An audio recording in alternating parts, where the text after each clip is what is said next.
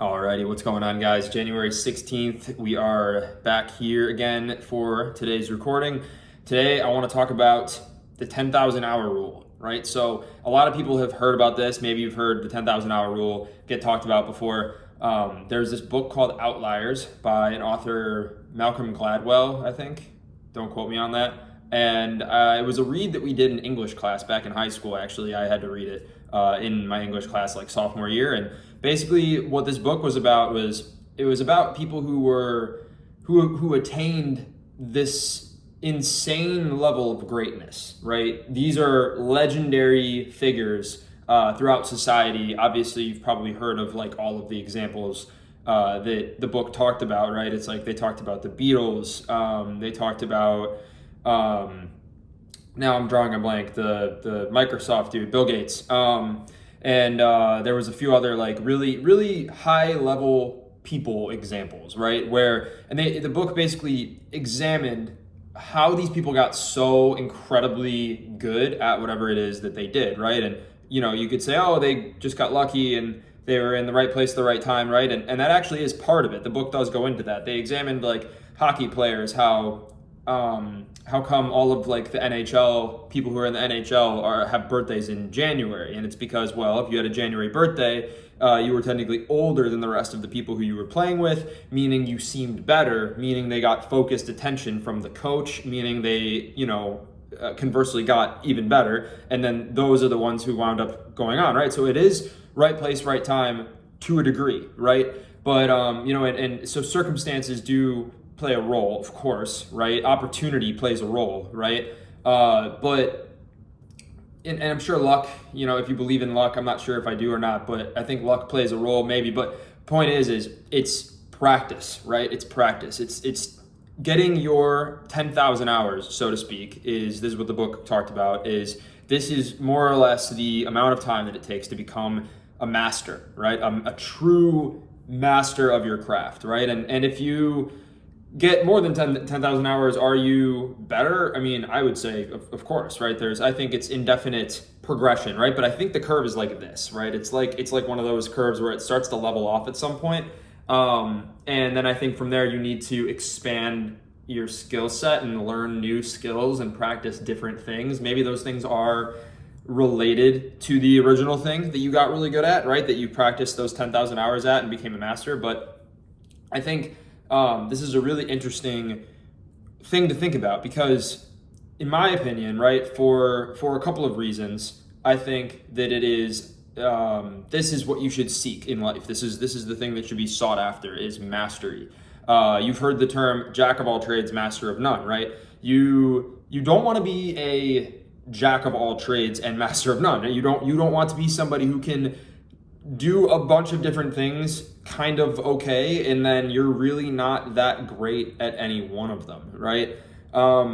And this doesn't mean you shouldn't be well-rounded. I think I'm actually not a super well-rounded person at this stage in the game, which I'll talk about later in this video because I want to think about this and discuss it, because I think that there's a price you pay for trying to become a master, right? Which is that you forego being well-rounded, at least for a period of time, right?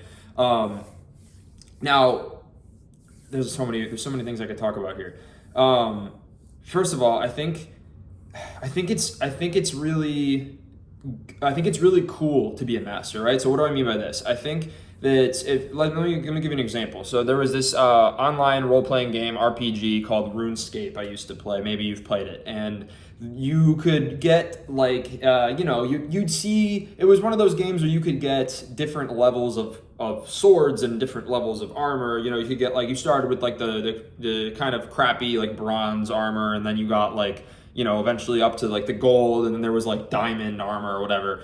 Any game has like that sort of progression, and you see somebody running around with like the diamond sword or whatever it is.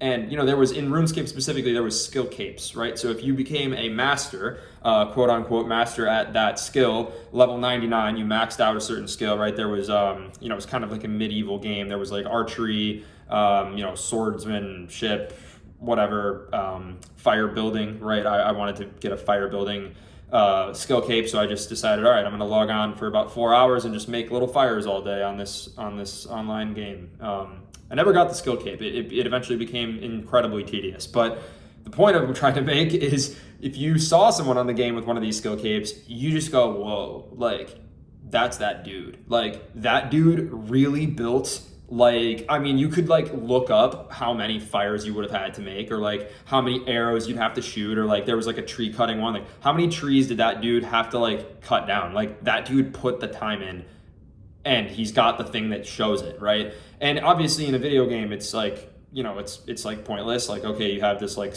skill cape, but I think in life, it's just really cool to be sick at something, like, so to speak, like amazing at something. And I don't think it's just because you want to you know, make money. I think it's like that's the second point I was going to make.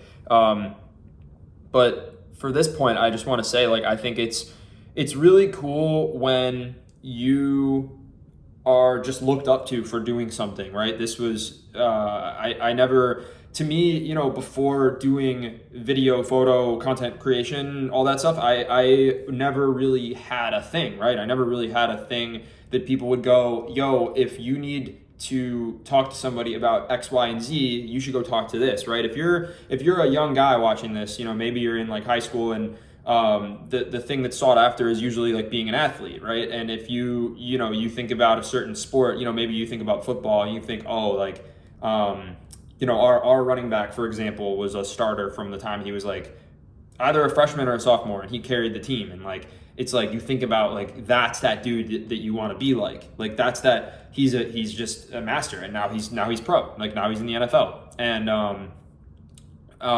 my point here is, it's not just, I guess it's like, it's almost like more than ego. I think it's more than that. It's like, you know, it is like an ego thing to a degree, but I think that it's not, it goes deeper. It's not like a shallow, purely egotistical thing to want to be a master at something. I think it's like, you know, you're fulfilling that niche in society for whatever that you are a master at.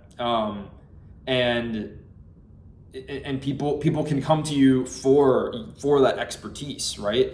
And there's so many people out there who do things and they're not truly masters at it. It's a very like rare thing, and I think that that's like what's cool about it. You know, same thing as like this skill cape in the game. It's like, you know, you run into a guy with the skill cape on him, and you're like, that's rare. Like, that's a rare individual. Again, in the game, it's not like it really means anything, but because it's a game. But like in life, it certainly does. You know, if for example, you know, the guy I'm here with, you know, he's telling me he was playing golf the other day, and he plays at the golf club where he lives with a guy who's essentially a master, and like he can get like a free lesson essentially every time he golfs, right? And it's not like he's giving him free lessons, it's just that he's like golfing with a dude who's that good, and like you can just learn, you can learn from that. I think, you know, and I'm not gonna like speak for myself here, right? Because it's tough to really tell from like an outside perspective, I think. But I think people who are masters just carry themselves in a certain way, right? They have sort of like a cool, you know, like a cool chillness about them in a way where it's almost like they know they know that they have their thing. They know that they have their thing to fall back on because they're just really, really good. So I guess that's a good segue into like where it can just make you a ton of money, right? So in my opinion, if your mindset is, I'm just going to do something how everybody else does it, and you know, when you're starting something, right? When you're starting something, you do have to have that mindset where you say, okay, how do other people do this? How can I just copy other people? And how can I literally like imitate people who are really good at it, right? Obviously every master has probably had a superior master, or at least a coach who has taught them and helped them, and they've had other people who they like looked up to. You know, I'm sure if you asked LeBron like who he had looked up to, I don't know basketball, but I mean, I guess Michael Jordan, right? But like my point is like I kind of lost my train of thought, but Yeah, you can stand to obviously earn a ton of money if you are a master at something to a way higher degree than I think if you're just like kind of mid, right? And that might be obvious. But I see the reason I'm saying this is because I feel like I see a lot of people who are they sort of get into doing something and they don't have this mindset. Maybe it's because they think maybe it's because they don't think that they could become a master, right? It's not like I went into video saying, "Oh my God, I'm gonna get my 10,000 hours," right? It's not like that. It sort of just happened, and like obviously there was a ton of all 10,000 hours of those. If I have my 10,000, I'm not sure if I do or not, right? This is like I actually wonder if I do or not, but like my point of saying this is like I wonder how my approach to doing what I do would have been differently if I didn't believe that I could become exceptional at it, right? And not just exceptional, but like a master, right? And again, it's subjective. Maybe I've got my 10,000 hours, maybe I don't. Maybe I'm a master now. Either way, right? It's always a progression. You can always get even better, that should always just be the goal anyway. But again, I think I just see a lot of people who don't really have that mindset in doing what they do. Or they think, okay, I'm gonna do this, and I'm gonna do this, and I'm gonna do this, and again, then you become sort of this jack of all trades, master of none, which again could be good because you should be a well-rounded person. Like for example, my one friend, he's just so multifaceted, and I admire that, and I think that he's got electrician skills, he knows about cars, probably knows about sports. He like goes out and parties and goes to festivals. He has like a fun side too. He's extremely personable, right? He's a firefighter. If you know who I'm talking about, that's if you're watching this, then what's up? But yeah, I mean, I definitely admire somebody who is super multifaceted like that because that's not me, right? I can't even really relate to that. I'm the type of person, and I'm gonna make a separate video about this. I'm the type of person where I've kind of decided this, I'd rather just focus on the main thing for the most part, at least at this stage in life, and sort of just either pay other people or just get other people to help me with everything else, right? So for example, like I am pretty bad when it comes to like money management. I'm pretty bad. Like I don't know anything about, I maybe know more than like nothing, but like I know basically nothing about stocks. I know basically nothing about trading. I know basically nothing about investing or real estate. And these are things that like I think I will, dive into when the time comes. But for now, my mission, has been and still I think will be for at least the next few years, just refine. And I think for the craft. And I think that is the mindset that, in my opinion, it's like this one thing this one tree will bear so many fruits. This one tree will bear so much fruit that it doesn't really matter. You shouldn't even, you almost won't need to go and try and grow other trees because this tree will just have so much fruit on it. You'll be able to eat for your entire life. And I think that it obviously just depends on what you do. I'm sure there's plenty of businesses where it's almost like maybe less creative. Like it's like there is sort of a instructional way of doing it, right? If you're like, I mean, especially if you're something that's just like a lot more like calculated, like if you're a doctor, if you're a lawyer, it's like, I mean, think about it. It's like, if you're a lawyer, you're literally, studying like out of a book. Like it's how well do you know the text? Like how well do you know the actual, like what has been already pre-written with the law, right? It's like how well do you know that, and then can you spell that out for people? But obviously there's still like a ton of skill in that, so maybe I shouldn't even say that. I think that's still also something where it's like, there is a such thing as like a master lawyer or like a master doctor. It's just you're doing it differently, right?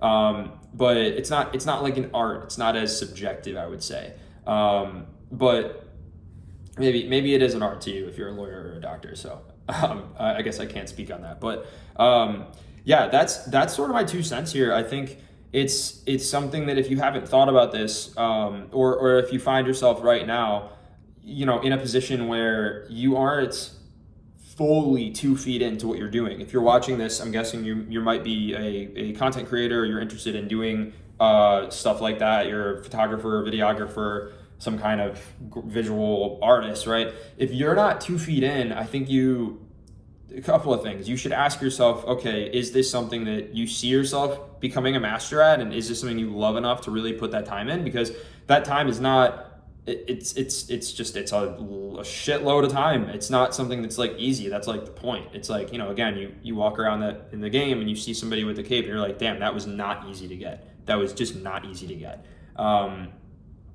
Do you see yourself as somebody who can do that in the thing that you're currently doing? If so, amazing, because it's possible. Again, I'm not sure where I'm at in the grand scheme of these things. It's tough to tell from like an outside perspective, or it's tough to see yourself from a bird's eye view sometimes, but I think I've made it almost there, or I'm close to that mark. Maybe I'm like far past it. I don't even know. But like, point is like, I know I'm good at what I do. I know that I'm pretty shit at like most other things. But that's okay, because again, this is the thing that not only brings me a lot of joy and I have a lot of fun with, and it's just the centerpiece of my life, but it's also the thing that makes me money and causes me to have a business, and it causes me to be able to make friends, and just so many things. And I don't think those things are unique to content creation. I think that if you become a master in whatever your craft is, odds are you'll encounter a lot of the same very, very positive side effects from just being really good, rather than going and seeking out those side effects otherwise, right? If I were to just go and try to make random friends, it just doesn't seem